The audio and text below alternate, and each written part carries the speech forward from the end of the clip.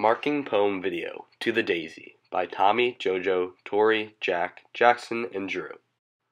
Please follow along with us as we mark the poem. The poem can be found in the Poetry of William Wordsworth for IBHL Literature Year 2 packet on page 53. If you do not have the packet with you, please go to www.onlineliterature.com/Wordsworth/540. We'll first start off with a background on William Wordsworth. William Wordsworth was born on April 7, 1770 in Cockermouth, Cumbria.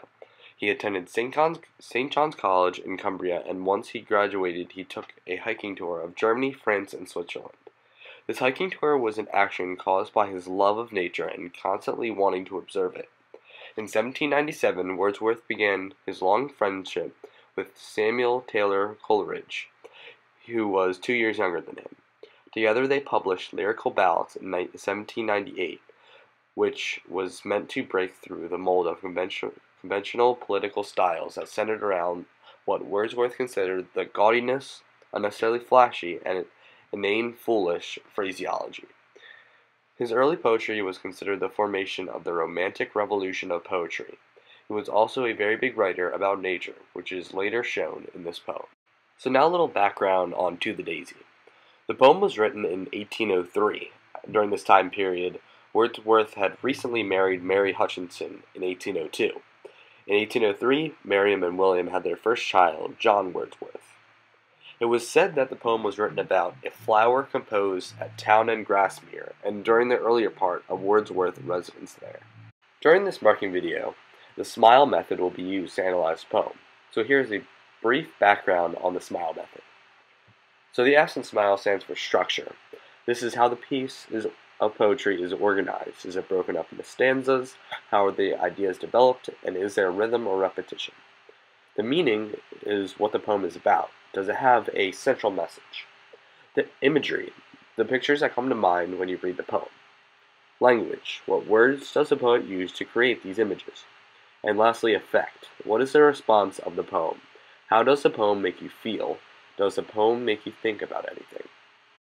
So now we'll go into actually using the SMILE method to mark this poem.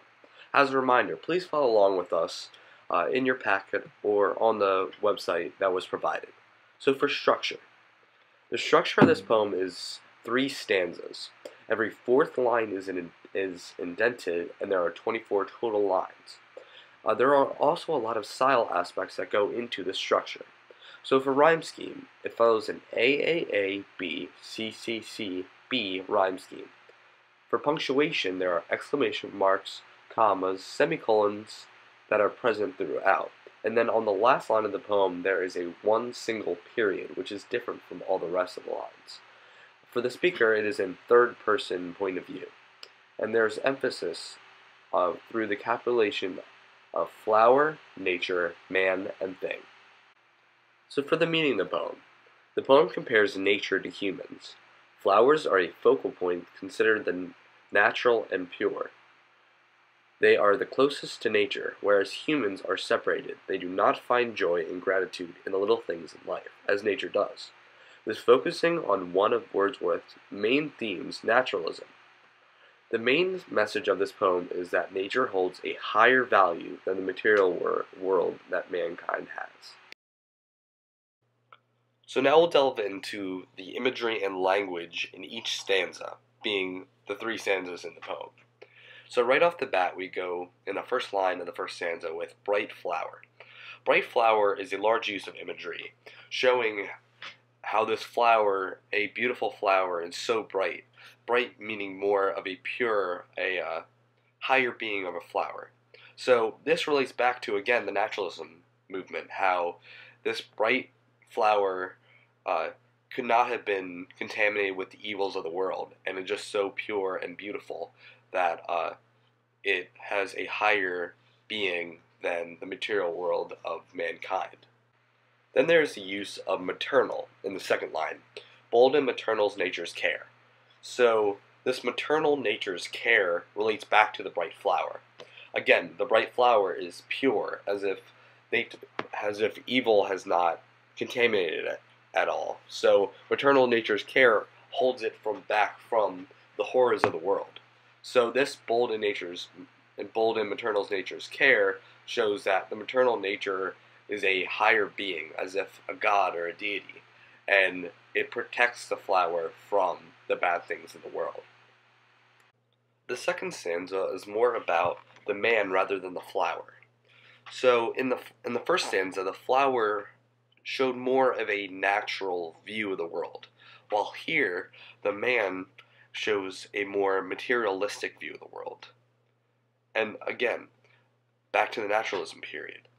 The first sentence is that man is soon depressed. It shows that the man is not pure. So the flower, it would not get depressed. It's a bright flower. It's pure.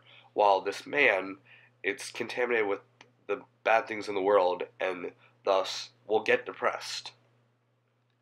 So the third stanza really sums up this naturalism idea of the poem. So it starts off with the first line in the third stanza with, "Thou wonderest the wide world about." So this is imagery showing how this beautiful, immense world that we have, that we live in, and it's really just something of beauty. And that is really, again, shows that the naturalism, how nature holds a larger view and role in the world than humans do. And this is also an alliteration, being that the sound of the three words form that alliteration. Then in the next two lines, it makes nature sound really good. So it is unchecked by pride or scrupulous doubt, with friends to greet thee or without. So it sounds like a welcoming, friendly place that, rather than the materialistic world that mankind lives in, nature is really, really open to all these things in the world, and really is really just way better than anything that the humans can experience. And that's what Wordsworth really wanted to portray in this. And then lastly, thy function apostolical. So the use of apostolical really shows that nature is derived from the teachings of the apostles, and that it can do no wrong, and it shies away from evil.